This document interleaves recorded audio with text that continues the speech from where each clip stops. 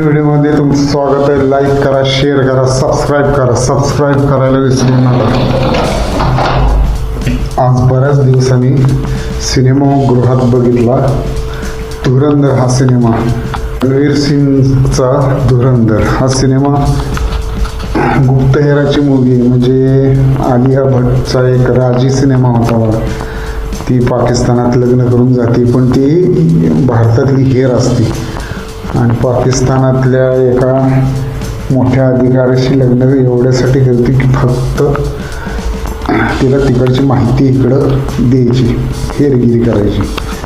ह्या हेरांचं आयुष्य फार अवघड असतं. तिथे एकतर जायचं, अशा ठिकाणी गेलं तिथं काय झालं, मेलं तरी तुमचं नाव काय शहीद म्हणून येणार नाही सैनिकांसारखं. आणि काय सरकार पण काय करू शकत नाही, कारण त्यांना गुप्तपणे पाठवलेलं असतं. जसं लढाईतले सैनिक उघडपणे हे केलेलं असतं तसं त्यांचं नसतं. उद्या हा कुठं सापडला तर भारत सरकार किंवा कोण भारत हा कोण आम्हाला माहीत नाही, तो कोण कुठला एक काय ते अशी म्हणजे त्यांचं आयुष्य असतं. आणि मेले किंवा काय झाले तरी त्यांना काय नंतर पुरं हे मिळत नाही, परमवीर चक्र किंवा काय असं. आणि जर काय त्याने पराक्रम गाजवला तर एखाद्याचं नाव होतं. बाकीचे असे अज्ञात किती हेर असतील आणि किती त्यांनी देशासाठी केलेलं असेल ते न जाणं. तर हा सिनेमा अतिशय चांगला आहे, पण बऱ्याच काय जणांना आवडेल का नाही जरा शंका आहे, कारण हे असे सिनेमा आवडत नाहीत. हा वास्तववादी आहे. कारण पूर्वीचे हेर सिनेमे असायचे, तो हेर वेगळाच दाखवायचे, कुठं नाचतोय, गाणी म्हणतोय, काय करतोय, असे वेगळेच ती फर्ज बिर्ज टाईपचे पिक्चर असायचे. ते हेर म्हणजे अगदी त्याचं आयुष्य मजेशीरच असायचं. पण खरं तसं वास्तववादी हेराचं आयुष्य काय मजेशीर नाही आहे हे हा सिनेमा बघितला जाणवतो. सिनेमा अतिशय मोठा आहे. मोठा असला तरी सिनेमाला वेग आहे. वेग म्हणजे जेवढा पाहिजे तेवढाच वेग. उगाच आपलं फाटाफाटा पळावला आणि हे काय ज्या गोष्टी कळायला पाहिजेत त्या नीट कळून दिलेल्या आहेत. आणि दुसरं म्हणजे सिनेमातलं वातावरण वगैरे तिकडचा माहोल सगळं बरं. म्हणजे सिनेमा सगळा पाकिस्तानात दाखवला आहे. आता शूटिंग इकडंच केलं असेल कुठेतरी, कुठल्या तरी गावाचं ह्याचं शहराचं पाकिस्तानला केलं असेल, पण हे असं आहे सिनेमाचं. तर सिनेमा जरूर बघा आणि बारकाईने बघितला पाहिजे. काय मी टॉकीजमध्ये बघितल्या ते मोबाईल बघत होते, कोण काय करत होतं. आणि एखाद्यानं काय करणार तुम्हाला मग सिनेमा हा असला. आणि सिनेमात काय फारसे टर्न्स बिन असं नाही, अरे हे असं येते तसं असं नाही, पण एक प्रकारचं हे आता काय होणार, हा इथं गेलाय भारतातला हेर म्हणून तो कितपत बातम्या पाठवू शकतोय आणि पाठवलं नाही किंवा कधी सापडलं तर त्याची अवस्था काय होईल असं कायम एक हे असतं त्याला टेन्शन. आणि ह्यांना मला सांगणं आहे, ते मोबाईल बघतात त्यांना, अरे तुम्ही मोबाईल बघता तर मग कशाला पिक्चरला येतात, तिथं घरीच बसाना कुठं घाटावर बसा मोबाईल बघत, हे पैसे कशाला घालवता वगैरे येडे लेखायचे.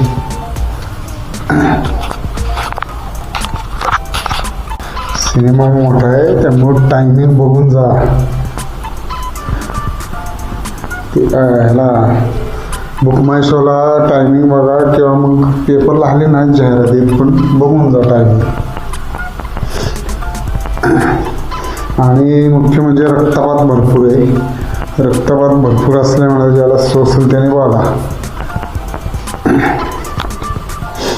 आणि ह्या सिनेमातला रक्तपात तर अगदी आवश्यक होतं, म्हणजे उगाच दाखवलं. हल्ली ती ब्लड दाखवायची फॅशन आल्यासारखं झालं म्हणून दाखवलं असं नाही. तर ह्यात खरोखरच तो त्याची दाहकता दाखवायसाठी आवश्यकच होतं. त्याचं जीवन कसं असतं एका हेराचं ते दाखवण्यासाठी. ते किती ह्यात मरत असतील, किती जगत असतील, किती यशस्वी होत असतील थोडेच, पण किती त्याच्यावर बाकीचे कितीतरी मेले असतील, किती हाल भोगले असतील, काय भोगलं असेल देशासाठी त्यांनी. ते कधी असे ह्याच्यावर येत नाहीत. प्रसिद्धी पावत नाहीत किंवा काय नाही.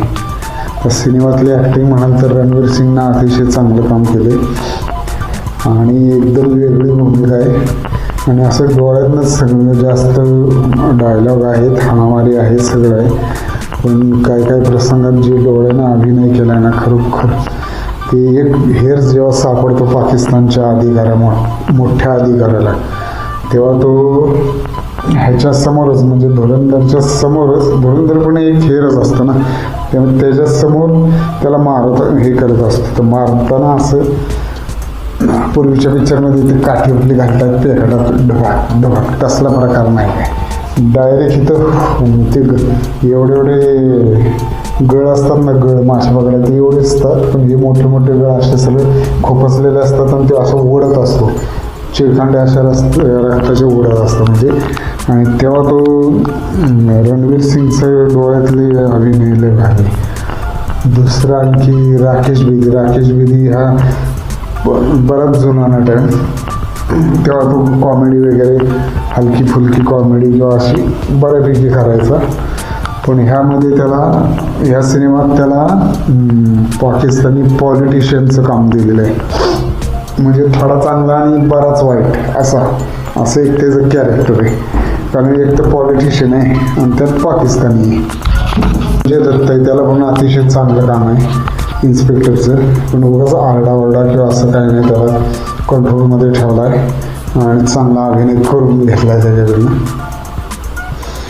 आणि बरेचसे अजून उल्लेखनीय काम म्हणजे अक्षय खन्ना, रेहमान डकेत म्हणजे गुंडच डाकूच असतो तो, पण नंतर राजकारणात पडतो. अर्जुन रामपाल म्हणजे पाकिस्तानचा मोठा अधिकारी, लष्करी अधिकारी असतो. हे ह्याचं संजयचं सांगितलं मगाशी. अगदी जास्त उल्लेखनीय आणि अगदी भारी काम आर माधवन, अजित डोवाल खरं तर ती भूमिका आहे, पण इथं नाव दिले अजय सन्याल. तर अजित डोवाल कोण माहीत नसेल तर तुम्ही गुगल करा म्हणजे कळेल. आणि त्याचा चेहरा अगदी तसाच्या तसा बनवलेला आहे, जेवढं टक्कल आहे, थोडे केस महाग असं. आणि अतिशय काम चांगलं केलं आहे माधवननं. हा राकेश बेदी तुम्हाला मागाशी म्हणलं तो जुना कॉमेडी कलाकार, आणि हा एक आहे दुसरा. कलाकारांची कामं चांगली आहेत, अतिशय कलाकार आहेत, काही अनोळखी आहेत, त्यांची पण कामं चांगली आहेत. सिनेमा जरूर बघा.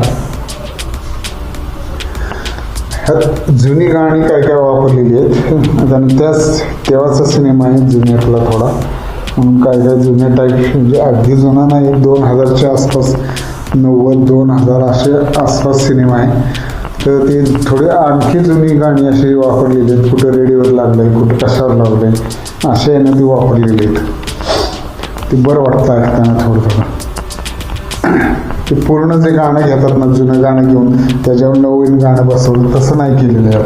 ह्यात आपलं कुठं बॅकग्राऊंडला किंवा एखाद्या क्लबमध्ये डान्स चाललाय, बार डान्स, त्यात ते गाणं लावलंय असं दाखवून ते गाणं वापरलं गेलेलं आहे.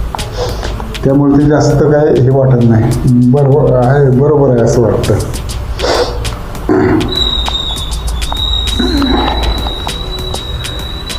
शेवटपर्यंत कंटाळा एवढा मोठा सिनेमा आहे. मला वाटते कितीला गेलो, 1:45ला सुरू झाला, 1:45 तो 5:30ला संपला होता का 5:15 असेल. 1:45, 1:45, 1:45, 3, 3:30 ते 4:45 तासाचा पिक्चर आहे आणि कंटाळा येत नाही. अरे तेवढ्याच पैशात एवढं बघायला मिळते ते बघा.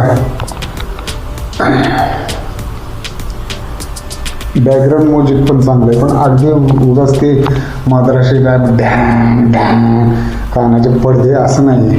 अगदी जेवढा आवाज पाहिजे तेवढाच आहे, त्यामुळे ते जास्त हे वाटत नाही. असे सिनेमे निघाले पाहिजेत खरं. ते जॉन अब्राहमचा एक सिनेमा होता तसा, वास्तववादी टाईपचा, 2-3 होते. आलिया भट्टचा राजी नावाचा सिनेमा होता. त्यात ती भारतातली असून पाकिस्तानातल्या मोठ्या लष्करी अधिकाऱ्याशी लग्न करते, पण ती हेर असते भारताची. असा त्या टाईपचा सिनेमा आहे. हेर आहे पण वास्तवादी हेर आहे. सिनेमा जरूर बघा, टायमिंग बघून जा कितीला आहे काय आहे ती. खूप मोठा सिनेमा आहे त्यामुळे टायमिंग पूर्णपणे वेगवेगळे आहेत. नाहीतर 10चा सिनेमा असायचा, तुम्ही जायचा 11:30ला आणि मग म्हणायचं ह्यात असं कसं, हे काही मला कळलंच नाही, ते मला काही कळलंच नाही. तर असो, व्हिडिओ शेवटपर्यंत बघितल्याबद्दल धन्यवाद. लाईक, शेअर आणि सबस्क्राईब करायला विसरू नका.